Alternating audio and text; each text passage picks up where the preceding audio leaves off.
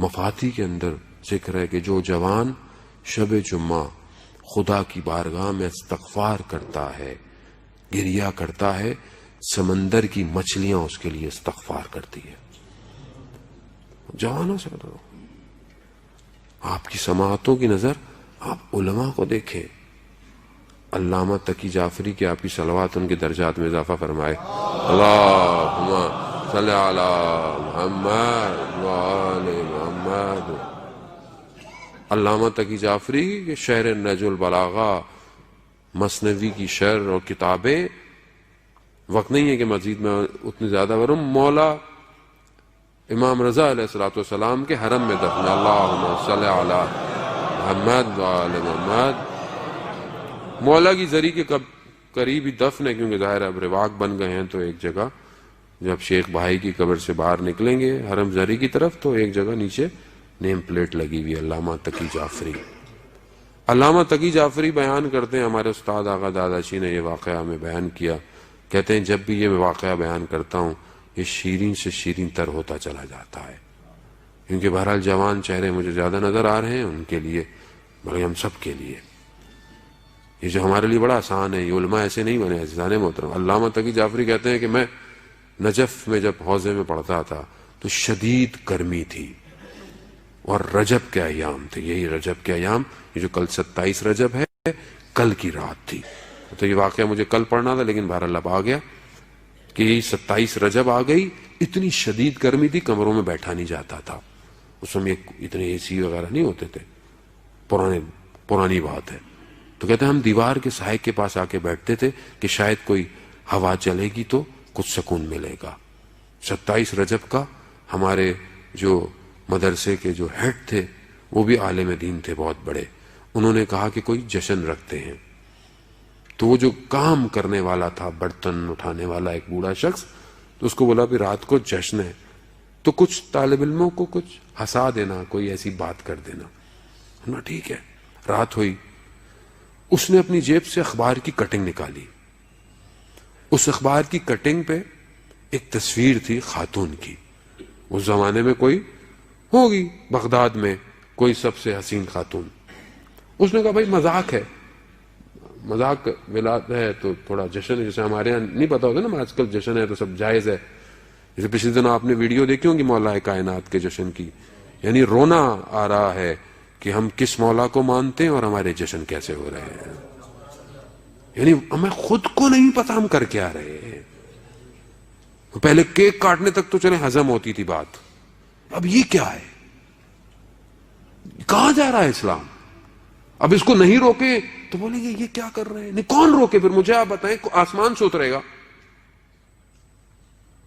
خوب روکنا تو پڑے گا. عزیزان محترم، میرا آپ کا اپنا شعور بلند ہونا چاہیے. تو انہوں نے کہا بھلا جشن ہے، ارزاہ مذاق. لیکن انہوں نے کہا دیکھو جواب صحیح دینا. سب طالب علم تھے. کہا دیکھو جھوٹ نہیں بولنا، مقدس نہیں بننا، جواب صحیح دینا. پوچھئے. کہا کہ اس خاتون سے شادی کرنا پسند کرو گے یا ایک نگاہ امیر المومنین؟ اور کہا دیکھو بننا نہیں، سچ بولنا. اب سب سے پہلے تو وہ جو مدرسے کے جو ہیڈ ان کے پاس آئی. مولانا تو علماء تو آپ کو پتا ہے، علماء کے پاس تو ریزننگ بہت ہے. ان کا جب مولا سے تو ویسے بھی ملنا ہی ہے، آخر میں مل ہی لیں گے. آخری میں جب جان نکل لی تو مولا نہیں آنا ہے. تو فی الحال کہا کہ بیٹے سے بولا بیٹا والدہ کو مت بتائیے گا. سب کے پاس آئی، سب نے یہی کہا. جب علامہ تقی جعفری کے پاس تصویر آئی تو وہ کہتے ہیں واقعاً وہ تصویر ایسی تھی کہ اس میں کوئی شک نہیں تھا. لیکن میں نے کہا تقی جعفری اپنی پوری ہستی دے دوں گا مگر ایک نگاہ امیر المومنین نہیں چھوڑوں گا. کہتے ہیں میں نے یہ کہا، سب نے میرا مذاق اڑانا شروع کر دیا، ہنسنے لگ گئے. کہتے ہیں میری طبیعت خراب ہونا شروع ہوئی. میں اٹھا، میں حجرے میں گیا، کمرے میں چلا گیا. میں جا کے بیٹھا ایک کونے پہ دیوار سے. تو میں نے تھوڑی دیر میں دیکھا کہ کوئی کمرے میں آ رہا ہے. جیسے ہی وہ چہرہ قریب آیا اور جب میری اس چہرے پر نگاہ پڑی تو میں نے اس سے حسین چہرہ اپنی زندگی میں نہیں دیکھا تھا، وہ مکاشفہ کہ امیر المومنین نے اپنا دیدار کرایا۔ اللہم صلی علی محمد وآل محمد۔ کہتے ہیں میں جب باہر نکلا تو میری حالت بڑی عجیب سی تھی، میری اس حالت کو دیکھ کر سب نے بولا کہ یہ کیا ہو گیا ہے؟ تو وہ استاد جو تھے وہ بھی عالم تھے، وہ پہچان گئے۔ تو جب مجھ سے پوچھا کہ یہ کیا ہوا، تو میں نے کہا میں منزل مقصود تک پہنچ گیا۔ تو اس عالم نے اس کام کرنے والے سے کہا کہ دیکھو ایسا امتحان مت لیا کرو، ہر شخص امتحان میں کامیاب ہونے والا نہیں، یہ تقی تھا جو امتحان میں کامیاب ہو گیا۔ کہنا آسان ہے، سامنے زلیخا ہو اور پھر حضرت یوسف خدا کی بارگاہ میں کہیں پروردگار تیری پناہ چاہتا ہوں، تو 7 دروازے کھل جاتے ہیں۔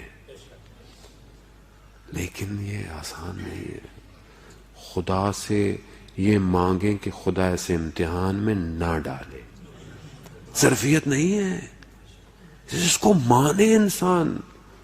ہاں نہیں میں بڑا پارسا ہوں، میں بڑا نہیں، انسان ہوتا پاؤں لڑک جاتے ہیں انسان کے۔